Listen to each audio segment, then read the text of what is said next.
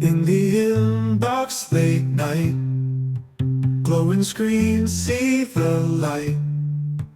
Do-do-do, email, everything feels alright. Top 6 mistakes people make in segmentation. If we're going to prove to the world that we're the best, we got to put our cards on the table. So I'm just going to tell you. I'm going to tell you the stuff that I see that's screwed up. You can start actioning these today to improve your segmentation. Weirdest finding from segmentation research in 2024. Checkout started is pretty highly correlated to a future spam complaint. Placed order is super lowly correlated to a future spam complaint. Here's the 6 things that I see people just doing wrong all the time.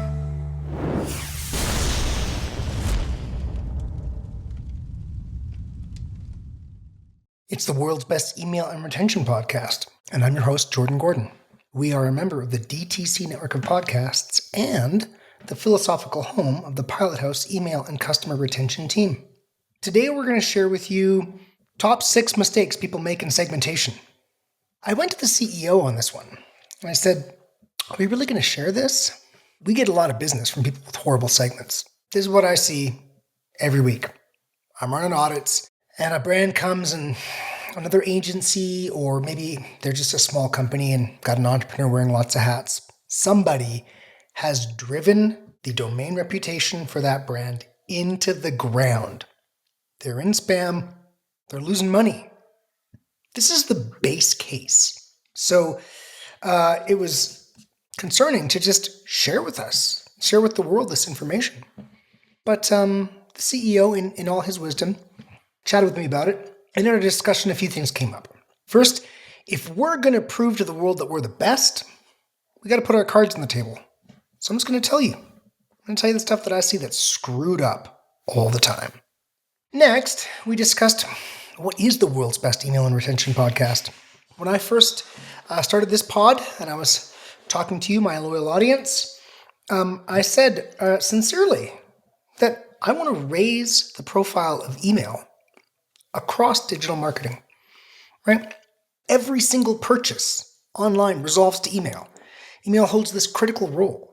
If email isn't working properly, e-com isn't working properly, right? Because email is where all that low-cost revenue comes that improves your P&L, makes it easier for you to profit, makes it easier for you to grow and expand.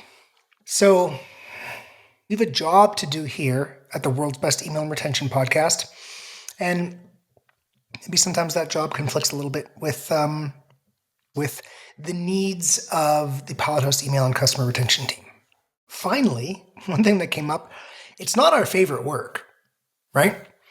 If you are in the inbox, in the spam folder, and I'll tell you how you know if you're in the spam folder. This is real easy. I mean, you can use tools. We use tools to track it for you, but let's say you just look at your engagement, okay? If you see, hey, open rate, 55%, click-through rate, 0.34%, right? And very low unsubscribe rate, very low spam complaint rate. You're in the spam folder, right? You've got a bunch of bad, nasty Apple privacy opens that are in your segments. So you get this really high open rate, right? Really bad click-through rate, but maybe you're not even noticing the open rate looks fine. And then that low spam complaint rate and that low unsubscribe, they can't see your emails. It's obvious, right?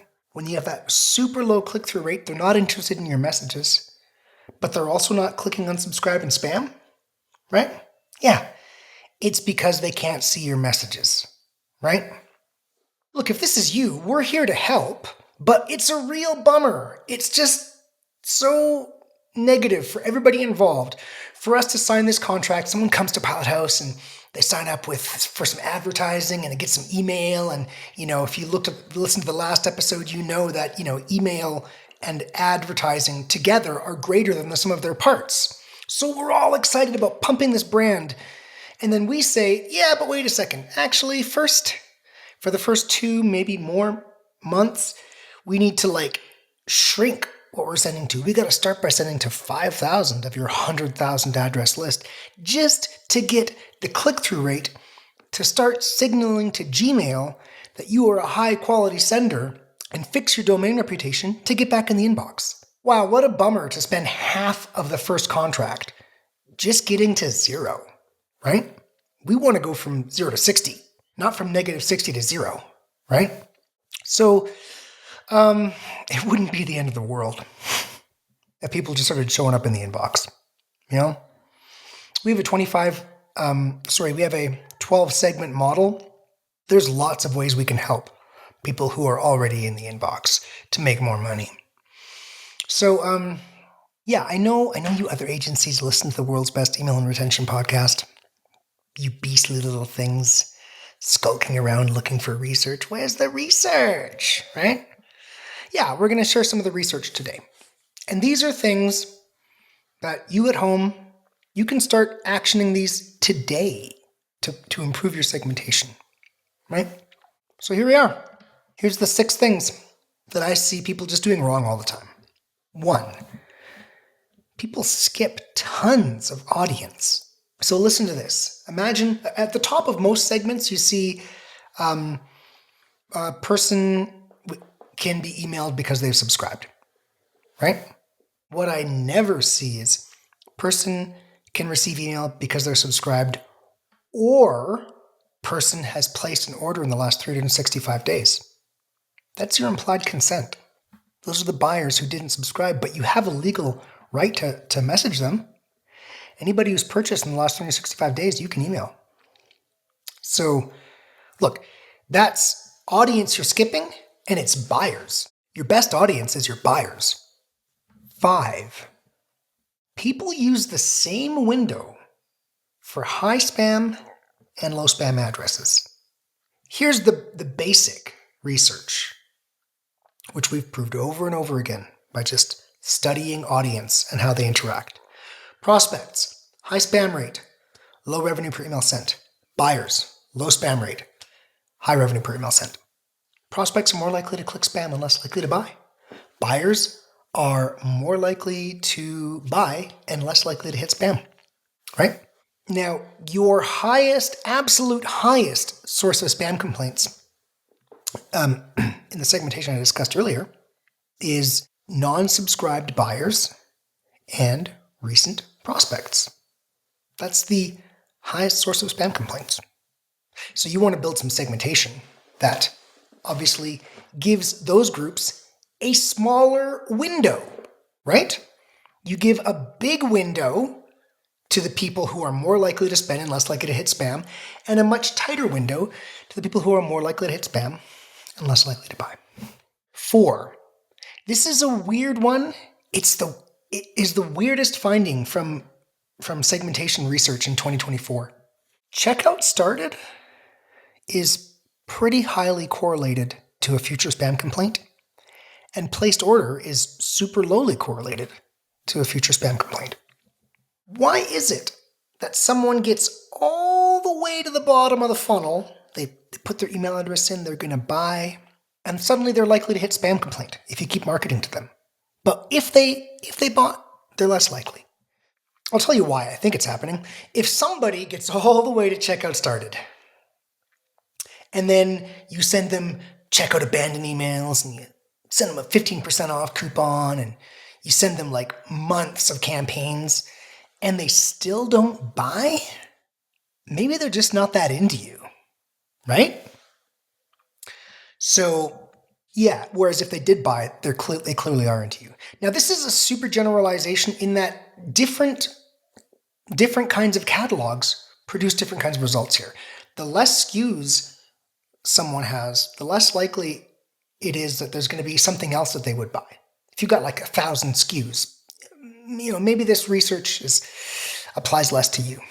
But what I see is constantly people treat a checkout started the same as they treat a placed order. But interestingly, they're worlds apart. It's really interesting. 3, people don't remove spam complaints and like repeat bouncers from their segments. It's just crazy, right? It's crap, pure crap. Now, if you are in the doghouse with Gmail, then you go to your segments and you remove everyone who's ever bounced. 1 bounce every year out. Now, there are definitely situations where inbox providers bounce someone and it's not even the segment's fault. It can be general indigestion. It can be periods of time where there's really, really high send volume, and so things just get bounced. It can happen. So I don't recommend you always remove somebody just because they bounced once. But if you're trying to improve your inboxing, yeah, spam complaints and bounces are out. Number 2, people message users that haven't engaged for years. This is what a spam complaint is, okay? Gmail knows who is interacting with your emails. Same with the other ones. If Klaviyo can tell you what an Apple Privacy Open is, clearly Gmail can, right? So let's do a scenario. Pretty common. A buyer gets married, changes her name, gets a new email address, starts doing business with that email address, right? But they did an Apple Privacy Open a long time ago. So when you're sending to the old email address, it's still registering as an open. So you keep sending to that address, right? Well, inbox providers do this thing called a spam trap, where they start listening to addresses that no one's even signed into for years. Okay? They know that if no one's even signed into that email address, there's no way anybody messaging that address has a relationship with that user, right? So they're listening and they start, oh, hey, Pete, this brand is still messaging, and suddenly they downgrade your sending reputation. And then, enough downgrades, you're in the spam folder, right? So I see people with a window that's way too big. And even if the window's tight, it can actually make it worse if you're including Apple Privacy Open. Let's imagine you have this itty-bitty 60-day window, right? But you include Apple Privacy Opens. And that actually fills up with people from the last 2 years who are Apple Privacy only openers. Well, then you've got maybe half your list is this really old crap. They're not really engaging with your messages. They're not really into you, right? Well, that's a huge signal to Gmail, right? And they start going, oh, ding, ding, ding. Hey, keeps messaging the spam trap like twice a week. Spam folder, right? So there's 2 ways you can have a window that's too wide. One, you can discreetly have a window that's too wide where you say, we're going to reach back, 365 days, right? I mean, look, even 180 days, a lot of times too wide a window. The other way is to still include bot clicks and still include Apple Privacy Opens. And you just have this huge window. You're reaching back years. You don't even realize it. So this research was very clear. It's a net benefit to walk away from that. Now, you might be walking away from some false attribution. What if those people are not interacting with their email, but they are still buying? Well, Klaviyo attributed revenue might go down. Clicks won't go down when you walk away from it. Right? So you got to think about how you're attributing your channel, how you're measuring things.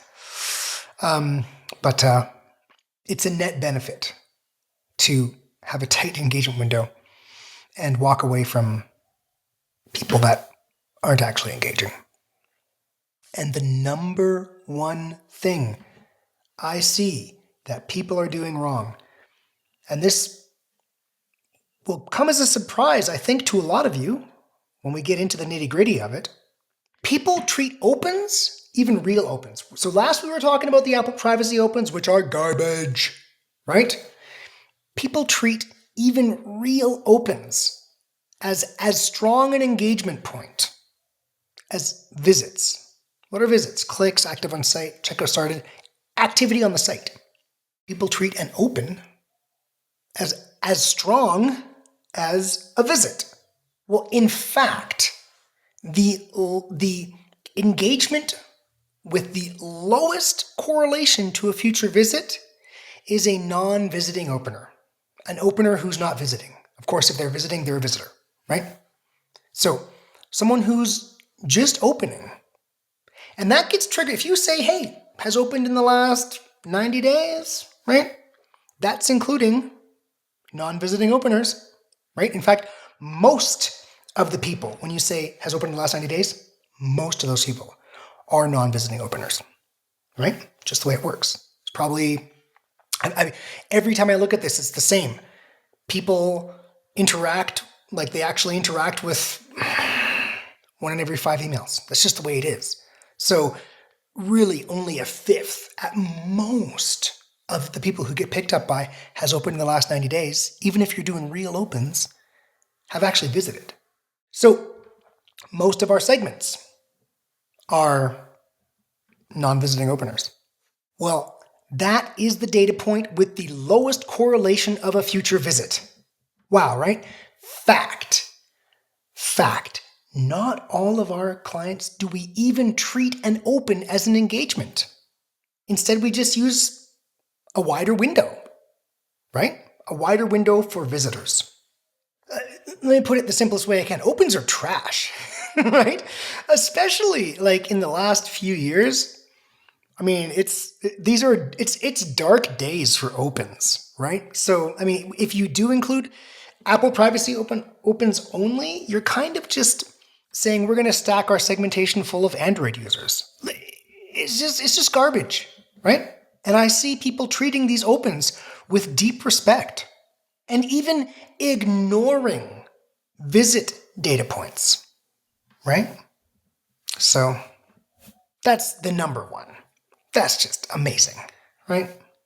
So soon, thank you for listening to our top 6 things people are just totally doing wrong, right? I bring this to you. This is from our 2024 research. So we had a choice, like April, May kind of time, March, April, May. It was just like a spam apocalypse from what Gmail and Yahoo were doing, right? Suddenly there's these really tight spam complaint thresholds and higher engagement thresholds. Gmail wants people to be more engaged to get in the spam folder. Why are they doing this? Because every single purchase resolves to email. All these channels, even new channels. Oh, now we're doing TikTok. It's all being funneled into this one little channel, email, right? And what does Gmail want? They want people to be excited about using their Gmail because they want to sell ad space in Gmail and they want to plug Gmail data into their AI, right? So they want you to be sending to people who are likely to engage with your emails, right? Real engagements. That's what they want. They're not looking for a reason to send your email. They're looking for a reason to drop your email so that they don't have to stuff it on users who don't want it. And so they don't have to pay for transmission, right? They're looking for a reason to drop your email. So we had a decision to make earlier this year. Do we want to fix our existing segmentation to kind of work with what's going on with Gmail, or do we want to just drop it, pull the engine out of the car while it's driving, put a new engine in, right? And that's what we did. We moved heaven and earth, did a ton of research. These things here are just like top things, right, that we see wrong with what people are doing based on our research. We work like a software company. I mean, I come from software, right? So we do rollouts. We do segmentation rollouts. These are findings from our 2024 segmentation. We're about to roll out our 2025 segmentation, which I'm really excited about. It'll obviously be after Q4. We're not going to do something new during Q4, but we can spend Q1 tweaking and learning based on our hunches from recent research. If you're interested in getting involved with our very exciting, mutually exclusive, fully exhaustive 12 segment model that allows us to maximize revenue by sending to addresses that have a strong revenue per spam complaint rate, which means you get the most revenue per spam complaint, which means you can send the most emails to the most audience without hitting these spam complaint thresholds.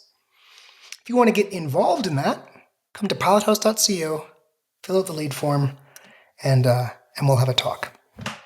Otherwise, if you're just an entrepreneur and a spammer and you're looking to improve the level of email used across e-commerce. I wish you all the best. Thanks for listening. Please subscribe to the world's best email and retention podcast and have fun spamming.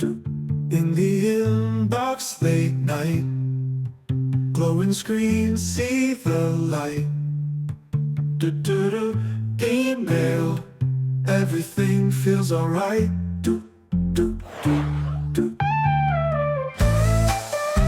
Hey entrepreneurs and spammers, remember, you can't scale without email, and the cheapest customer to acquire is the customer you already have.